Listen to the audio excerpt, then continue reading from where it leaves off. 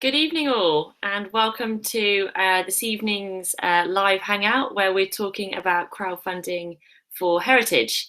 I'm here in Newquay at Crowdfunder HQ, coming live to you via YouTube. So thanks to everyone who's tuning in tonight.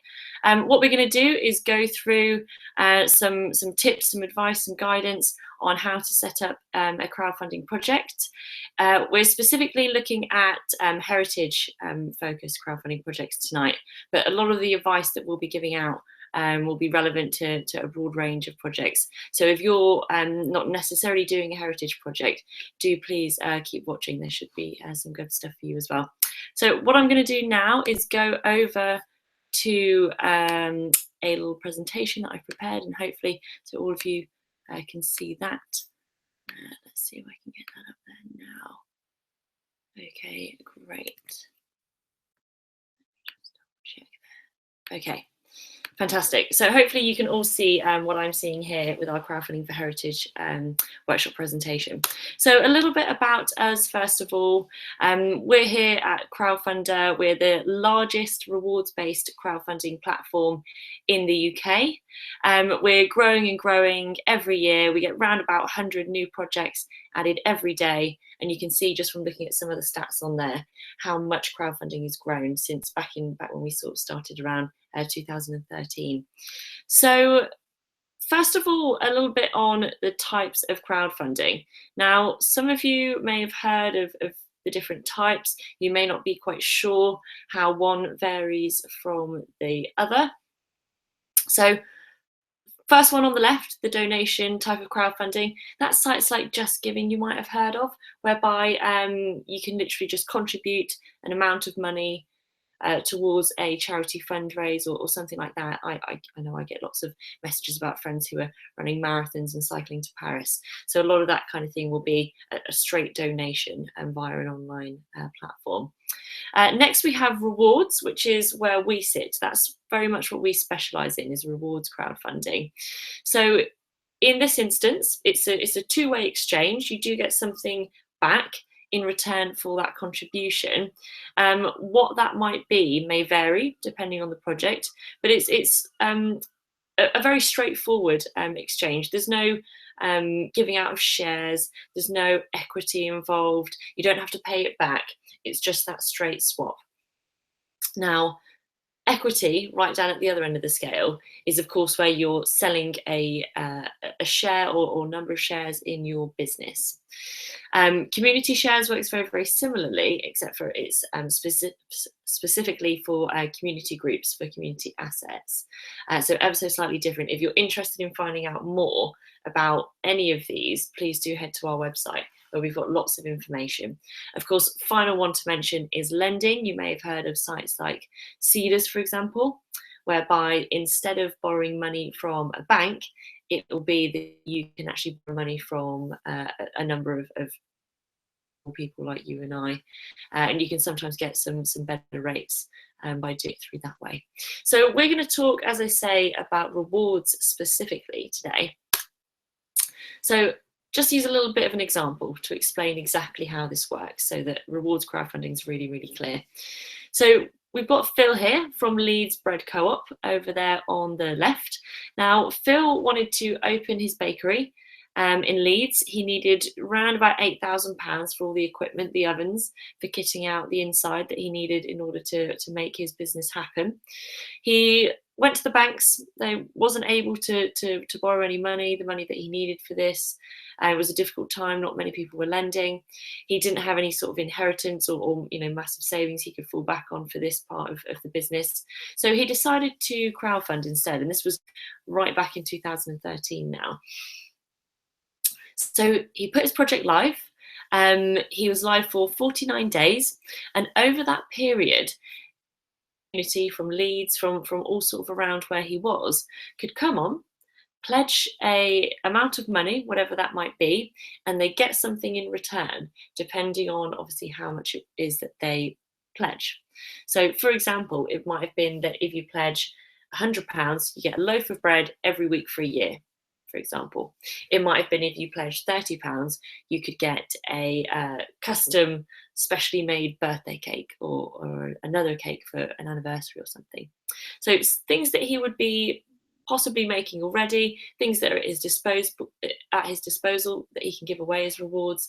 They were the kind of things that were working. And you can see there we have Phil with his check, with Hugh Fanny Whittenstall, and of course we have the bread now in the shop and Phil at work in the bakery. So why do people bother crowdfunding? I think the first bit is obvious. It's in the name, the funding. That's that bit we know about. But actually, for a lot of projects, there's actually a lot of other reasons why they're crowdfunding. It's not necessarily all about the funding, though of course, that's great. Validation up there is definitely one that was really key for Phil with his bakery, for example. Now, he was obviously setting up a brand new business. So for him, part of crowdfunding was finding out how much call there was, how much need or want there was for his business in that community. Did people want a bakery? Do people care about, the quality of their bread or where it comes from? Or actually, are they just buying, loaves off the supermarket shelves? So by using crowdfunding, you find out because how much call there is for what it is that you're doing, because if people want it, they'll put money towards it, essentially. Now, the other two as well, really, really key for a lot of projects, particularly community groups actually as well, that marketing, that awareness, really fantastic. By going through the process of running a crowdfunding project, you'll find that you're shouting about your project, your idea, your group, your business, louder and more widely than you might be able to otherwise, because you're all sort of driven towards this goal and this date, and it makes it very easy for you to kind of make that extra noise and to gain that extra attention. Same sort of thing with advocates over there. So if you already have supporters or customers, people who are already buying your product or already coming along and helping out or supporting your idea, doing crowdfunding actually often turn those people into advocates. So instead of just being your customers, they're also going out there and telling other people, have you heard that, Phil's opening a bakery? Isn't that fantastic? I love his bread. I love the stuff that he makes. And they start to spread the word for you, which of course is exactly what we want to be doing. So here, obviously, this evening, we're talking specifically about heritage. So we've just recently launched a campaign focusing on heritage projects with a strong heritage theme. So here it could be places, buildings, cultures, traditions. We're talking about natural heritage as well, histories of people, languages, dialects. I could go on. Anything with a strong heritage base, that's what we're talking about tonight. Now, there is, of course, funding available via the Heritage Lottery Fund. We have £125,000 worth of funding available. What I'm going to do is come on to how exactly that funding works and how that's going to be distributed a little bit later on in the session this evening. But just to kind of make you aware of that right now.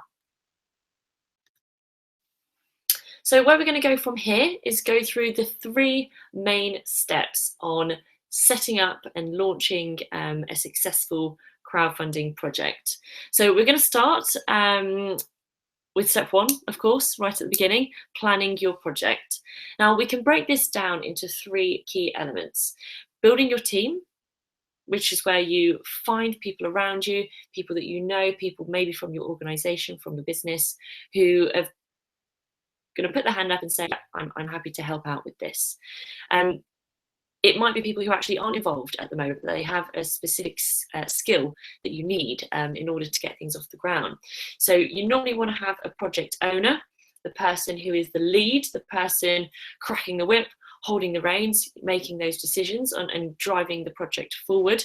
That person I call, as I say, the project owner. It might be that you have someone else who's fantastic at writing copy, who can really make your page look fantastic, who can put some design in, get some graphics and photographs on there. You might have someone else who can help out with the video. Maybe another person who's really well connected, a great networker, is going to be great at getting the word out. Perhaps you have someone else who's really great on social media, and again, another person who's great on email. Of course, you might have people who fill more than one of those roles, and that's absolutely fine. It's just about making sure that you've got other people you can rely on. Going at it alone when you're doing crowdfunding is pretty tricky.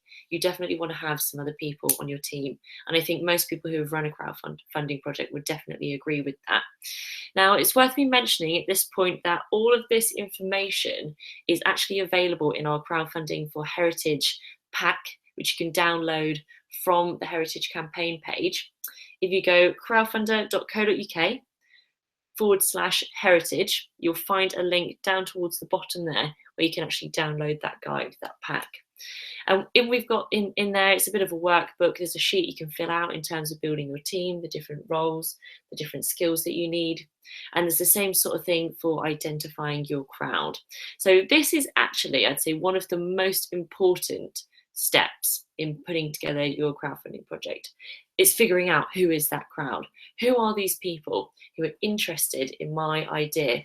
Who are the people that I can expect to put their hands in their pocket and pledge something towards making this happen? So I'm not trying to be necessarily too broad here. What we want to do is think really specifically. Maybe there's a few different types, and I suspect for most people's projects there probably is.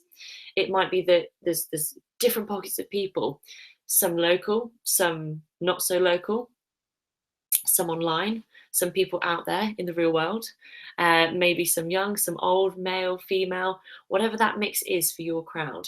Really, really key step is to identify exactly who they are, why they're interested.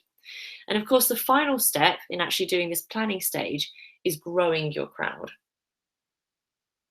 Now, what we mean by that is looking at that map, looking at who you've got, who you know, and actually thinking, how can we make this bigger? How can we make this wider? Can we reach more people? And really going through the process of getting that started earlier so that you're nicely set up, you've grown your crowd as wide as you can before you even start to think about launching your project. So going back to identifying your crowd, this is a diagram that I've actually taken from, it's on page 9 of the Crowdfunding for Heritage pack. You can find it there. It's a bit of a template in terms of how you might do what I call a network map, in mapping out all the people who might be interested in backing your project. So we've identified 8 different groups here, but it might be actually for your project, there's other groups that are more relevant. It might be that some of these are maybe less relevant. You might have lots of other groups that you want to sort of plot onto there, just to make sure that you've kind of got everyone covered. Now you can see we've got kind of the big circles, heritage groups, family and friends, local people, all of that kind of thing. But actually there's some more lines and circles coming off there, which we've left blank for now. And that's really where you start to fill out who specifically these people are. So it's not just, local people. Which local people? What about them? What makes them interested in your project? Is it a local scout group? Is it actually people who go to your local library? Is it people from a local school? How can you break those down and be more specific? And don't be afraid to go one level further there, particularly if we look at that high net worth individuals branch. It might be that you have on there someone who's a bit of a influencer, someone who's a real gatekeeper and can help you to access much wider channels of communication and to get your project in front of way more people. So definitely note them down, know who they are, and start engaging with them and warming them up as soon as you can, really.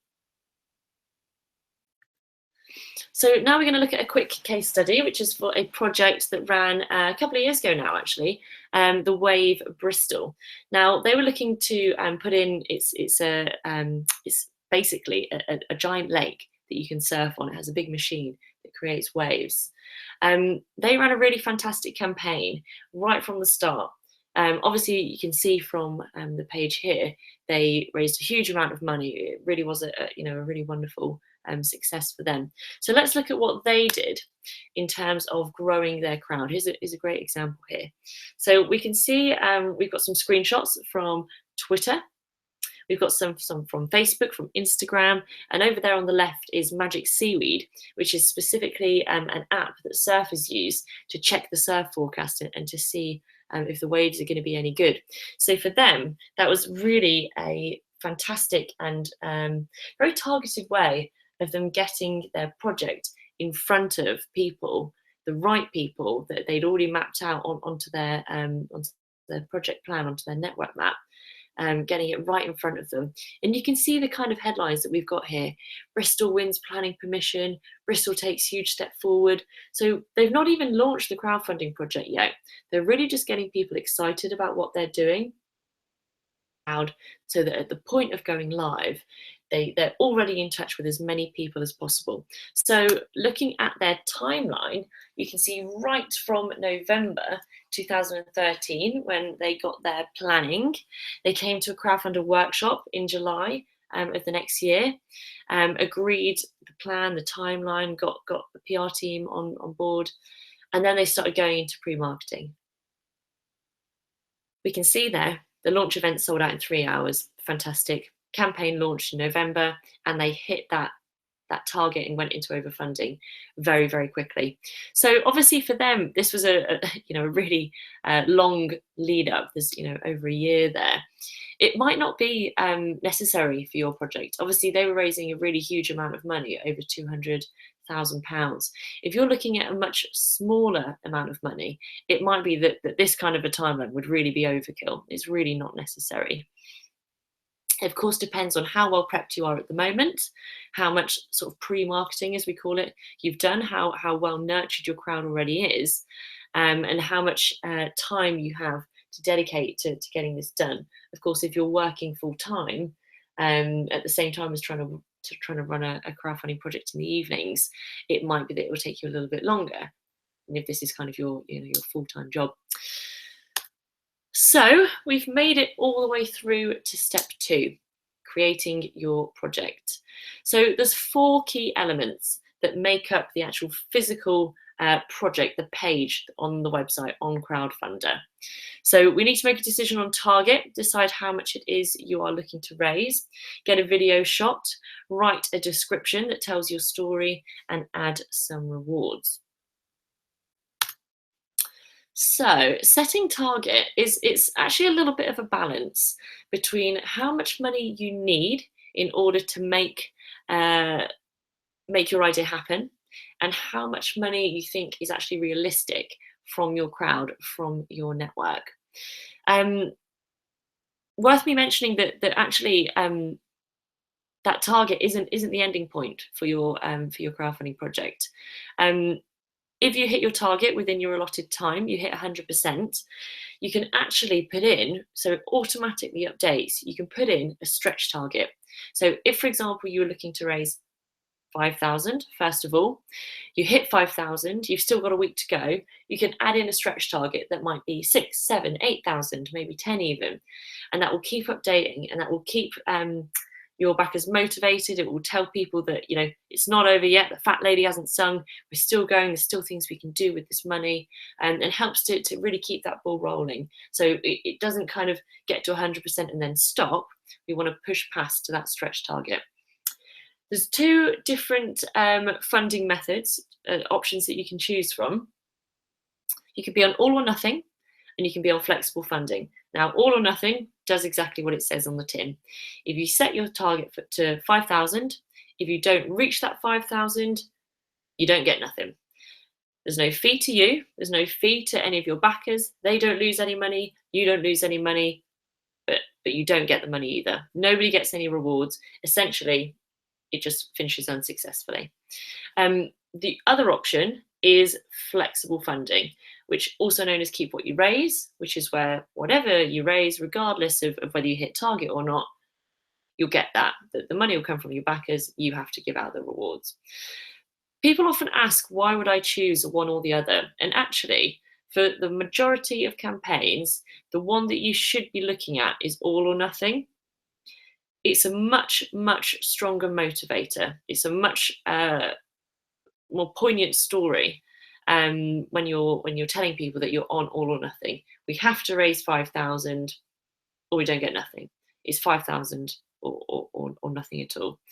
It's actually quite a good motivator for you as well as a project owner in keeping that drive and giving everyone this target to work towards, but mainly definitely for your backers, and kind of letting them know that this is the deal, and we have to get there.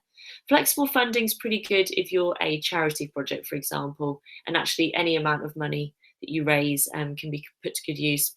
But you shouldn't be going on flexible funding because you don't think you can reach your target. I would say actually you should be re-examining your target. Regardless of whether we're on all or nothing or flexible funding, you should still feel that your target is within reach. Otherwise, why are we here? Why are we bothering? We want to make sure that we can do that we think this is realistic. It's one of those things where if you set your target, really, really high, and you think, oh, it doesn't matter, whatever we get, we get to keep. Actually, having those higher percentages, so that you would have had if your target was a bit lower, and seeing that momentum would have actually benefited your project a lot of times. So you would have been much better off having a slightly lower target maybe and going for all or nothing. Final note on setting target, bear in mind there may be some costs that come out of the amount that you raise. So of course there's Crowdfunder's fee, which is 5% plus VAT. There's also some fees associated with the different payment providers. So the way in which you'll obviously receive your pledges. If you're delivering rewards, make sure that you've accounted in your budget as to how much it's going to cost you to do those as well. And just do a little bit of sums, a little bit of maths, and just double check that you're going to be okay, that you're going to have enough money to do what it is you need. If you search for fees on the Crowdfunder website, you'll be able to find a full list there with a full breakdown. Final thing on target, I promise this is the final thing this time. It's quite a good idea just to double check, is my target realistic? Take your target, divide it by 50. £50 is the average pledge across the whole Crowdfunder site. So by taking your target and dividing it by 50, that tells you how many people you need to pledge, really roughly, really, really rough sum. You can then look back at your network map that we were just talking about a minute ago and check people on my network map, okay? So straight on now to writing your story. We want to make sure that you've got a really punchy introduction right at the top, so I don't have to do much scrolling and I can straight away see what you're all about. I want to know who you are, what you're doing, why that's important, why should I care, what's unique, what's exciting about it. Definitely give a bit of context, a bit about the past, about what brought you here, but definitely even more so, what's the future? What's your vision? Where are we going? What are we trying to achieve? What's the impact?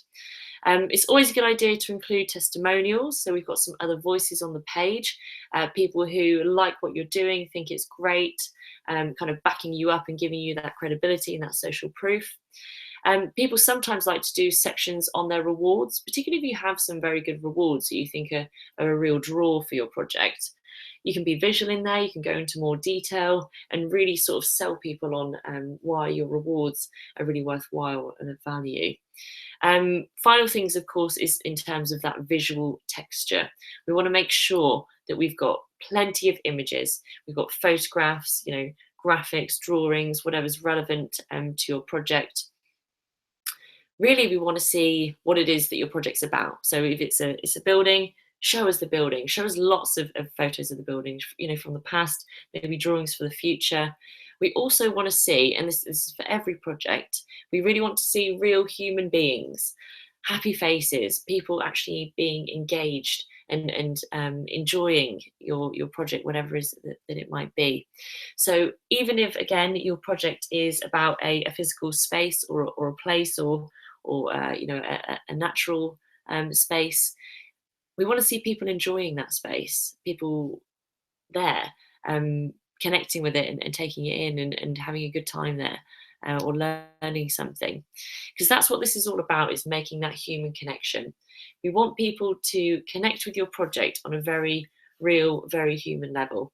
And the easiest way to do that is to take this project from being, again, for example, this building, this place, this historical place, and making it very, very human. So creating a video. Now, this isn't mandatory. You don't have to do a video. You can just have an image at the top of your page. But I would definitely recommend doing one if you can. We find that projects with videos tend to raise that much more, and they really do tend to be more successful and attract more attention. We're not looking for a Spielberg masterpiece here. Keep it short, keep it sweet. 2 minutes is an absolute maximum, but really, it doesn't have to be 2 minutes. That can actually be quite a long time for a video. 30 seconds is fine. Make sure that you go straight to the point, really punchy. In those first 10 seconds, I should have a good idea of what this video is about. We want to see you on screen, the project owner, the team behind it. Again, we want to see the actual place. We want to see that culture, the traditions, the heritage, whatever it is that we're seeing on screen. But definitely, project owner, talking to the camera and making that human connection. I actually find that over scripting a video doesn't tend to work out so well unless you're very well practiced and you've done it a lot before. I would really go from bullet points and just kind of speak from the heart and ad lib and keep the camera rolling. Don't worry about going, okay, let's do a few practices now. This is the final take. Just keep the camera rolling and just keep talking, and eventually you'll start to feel a little bit more comfortable, and you'll get the right one, you'll get the right cut. And of course you can edit things together and chop and change and decide what you like the look of later. So I'd say definitely record more than enough, and you can always cut it down if you decide that you want to. So here's just an example of a video. This is one that I'll recommend you guys to go and watch on your own time. I'm not going to sit and play this here now. It's the Soapbox Theatre. You can watch their video and kind of see a really good example of what to do there. Now, rewards can sometimes be somewhere people get a bit stuck if they don't have an actual product themselves to offer.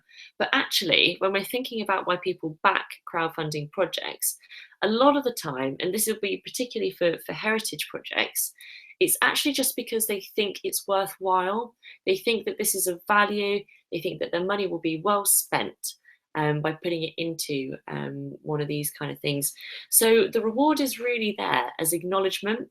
It's a way of showing gratitude. It's a way of giving them something to hold on to, a memento, something tangible that sort of welcomes them into the fold, and it sort of invites them to join us in celebrating this culture, this tradition, the heritage, whatever it is that we're crowdfunding for. So organising an event is a really great one.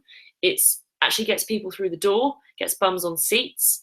It's a really good way of having that connection with people and kind of cementing that connection and really making a bond, so that hopefully they'll be coming back time and time again to get involved with your project. It's also good because it means you can tick a load of rewards off all in one go, putting on an event. It might be a screening of a film, it might be a Q&A, it might be a behind the scenes tour around some gardens. It might be, as I say, something like the head gardener taking us around and showing us, their favourite things. There's all sorts of different things that you can do, as I say, just to actually physically meet people. Now, of course, not everyone is actually able to make it, to a physical reward location. So we've also got to bear in mind rewards for people who are perhaps further afield or abroad. So we want to have some stuff that's available online, or that maybe we can post out too. So products. By this, it might be that you have merchandise, tea towels, tote bags, nice framed pictures, prints, graphics, all those kind of things that kind of those mementos, those stick it on the fridge, put it on the coffee table, goes on the mantelpiece, in the downstairs loo. Those kind of things work really, really well. As well, if you've got any partners who actually offer any specific products that you can give away, it's a really good way of getting them engaged too. Experiences are very, very similar to organising an event, but it might be that perhaps, as I say, if I'll use the garden example again, that your head gardener does a sort of masterclass in how to sort of repot, or how to do pruning, or something like that, some sort of skill that they might have. Same sort of thing I've seen a lot of chefs do: cooking, baking, cocktail masterclasses, barista masterclasses, all of those kind of things that might not ordinarily be available. They're kind of exclusive, they're unique. And the last two are kind of a little more along the lines of that acknowledgement we were talking about. So thank yous in terms of handwritten notes, postcards. It could be, having your name on a wall somewhere, a brass plaque. Perhaps your family gets, a family tree that's kind of yours to go and plant, or to have a name by.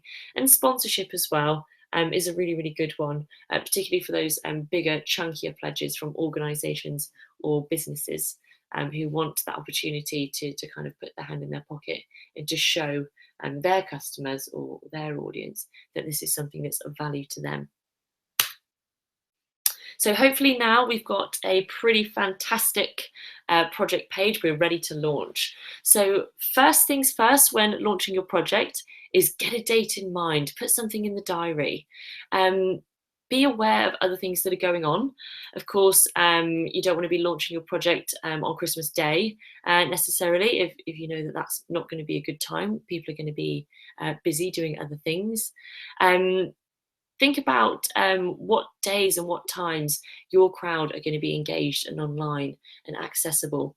So we generally find that weekdays, actually, sort of Tuesday, Wednesday, Thursday, are really good days for launching, and always sort of later on in the day. So from sort of late afternoon onto the evening tends to be a better time to do that. But definitely have a look at your own calendar. If you know, for example, you have a big an event, an exhibition, something like that coming up, maybe you launch your project a week before so that you can get a bit of momentum, get some pledges on, and then talk about your crowdfunding project at that event. So be strategic, having a look at that calendar. Really important to get off to a great start. Ideally, we're looking for 10% at least of your target in that first 24-hour period, pushing to sort of 30 to 40% in the first sort of 3 days. Really, really key, and I'll show you why in just a moment when we have a look at some stats of projects that have been running. Really key to keep your supporters up to date, make them feel important, and again, we'll look at some examples for that in a moment. And of course, share, share, share. Shouting from the rooftops, picking up the phone, sending emails, WhatsApp messages, Snapchat, using Instagram, LinkedIn, Twitter, going out actually into the real world as well, posters, flyers, putting things up on notice boards, attending events, talking about your project. Essentially, the list is endless of the things that you could do to share your project and get people finding out about it and raising that awareness. So let's have a look at Otter Farm, who ran their project, I think it was actually maybe even March this year when they did it. So this is their graph of the amount of pledges that they received per day for the time that they were running. This is a really, really common shape for this graph to take, where we've got really big bit at the start, it goes quite a bit in the middle, and then it picks up again at the end. Now, worth me saying at this point, you will have access to all of this data via your Crowdfunder dashboard once your project goes live. So you can see lots of really useful data and stats, including amount being pledged, visitors, where they're coming from, the sources, which reward is making you the most money, what your conversion rate is. Really, really useful data, and all of that can be downloaded if you prefer into an Excel or a CSV file as well, so you can really do some good analysis and some number crunching if that's what you'd like to do. So as I say, we have that bit in the middle where it all goes a bit quiet, but the vast majority is at the start and the end. So it's really important to make the most of those two opportunities whereby your project is really newsworthy because it's just launched or it's just about to close.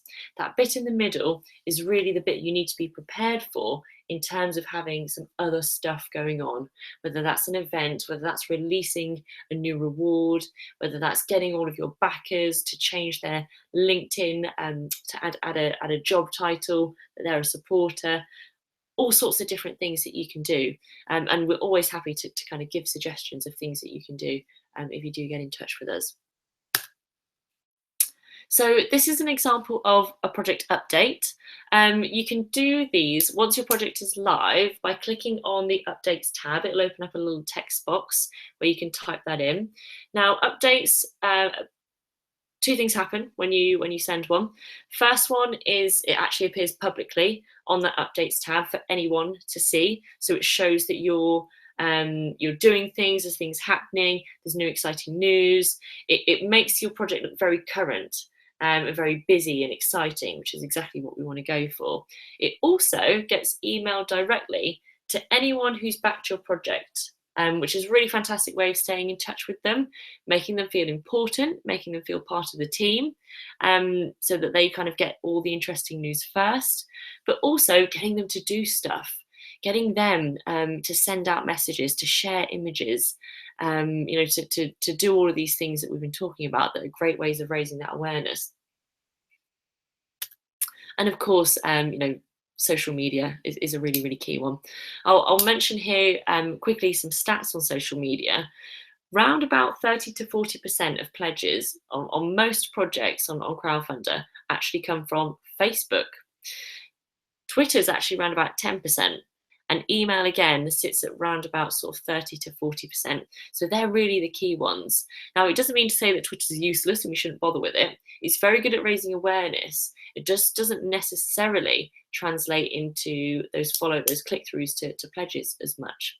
So it's good to make sure you've got a real good range of things going on, because it might be that someone first hears about your project on Facebook, then they see something on Twitter, they hear about it on the local radio, and then someone in the office mentions it, and that's it. Then they go ahead and they make their pledge. So it's really important to make sure you've got lots and lots going on. So just a couple of examples that I'd definitely recommend you go ahead and look up after this session, some people who have done it really well. Bridport Museum ran earlier on in the year. They have a really fantastic page in terms of the visual texture. The images are really outstanding on there. They've done something very visual with graphics for their rewards. So please do have a look at their project. Fantastic example of a project page. Now, these guys are over in Glasgow, I think they only closed last month actually, in September, ran a really fantastic campaign. Check out their page, see which kind of rewards were really popular. I think this one is again a really good one to have a look at. And Saving Sandicum, which is JMW Turner's Twickenham home. This one obviously raised a really fantastic amount of money, and you can see 290 backers on there. Again, lots of visuals on the page. They did some really great updates as well. Definitely have a look at some of their rewards too. They did some really exclusive stuff, and they were fantastic at holding events during the crowdfunding project being live, which was a really great catalyst for them in cementing that local support. I mentioned that funding earlier. Now, a little bit more on how that works. So essentially, you need to have a target of between £4,000 and £40,000. You need to raise at least the first 25% yourself before you're eligible, and you will then possibly be eligible for a pledge of 25% of your target. So if I do a bit of a work through example, if you set your target for £4,000, also worth noting you need to be on all or nothing to be eligible for this funding. So set your target to £4,000, you raise the first 1,000, you might then be eligible and receive a pledge of another 1,000. You then have to raise the final 2,000 yourself to reach that total of 4,000 in order to get that funding. So how you go about doing that, add your project. That's the first step. Really important to emphasize that you need to be crowdfunding in order to be eligible for this fund. You won't be approved, denied, looked at until you're crowdfunding. It's really, really key. That's the first thing you need to do. Head over to the heritage page, crowdfunder.co.uk/heritage. click through to apply for extra funding and fill out the application form on there. If you've already added your project and you've started crowdfunding, that will automatically be linked up to your project as long as you're logged in when you do it. You'll then be potentially eligible for that funding, and that pledge will come straight onto your project. It will just look like a normal backer pledge when it arrives, and you'll receive it through that way. So hopefully some of you found that useful. I'm just going to exit off here for a moment and see if I can find my screen again. There we are. Hi. So hopefully some of you found that useful, and that gave you a bit of an idea as to the road ahead when you're looking to do a crowdfunding project specifically for heritage as well. If you do have any questions, please do send them over on Twitter. You can find me at Sammy Mauger, spelt SAMIMAUGER. If you have a look on the Crowdfunder Twitter, you'll see that they've got a link to my profile on there. So please do send in any questions, and hopefully I'll see you all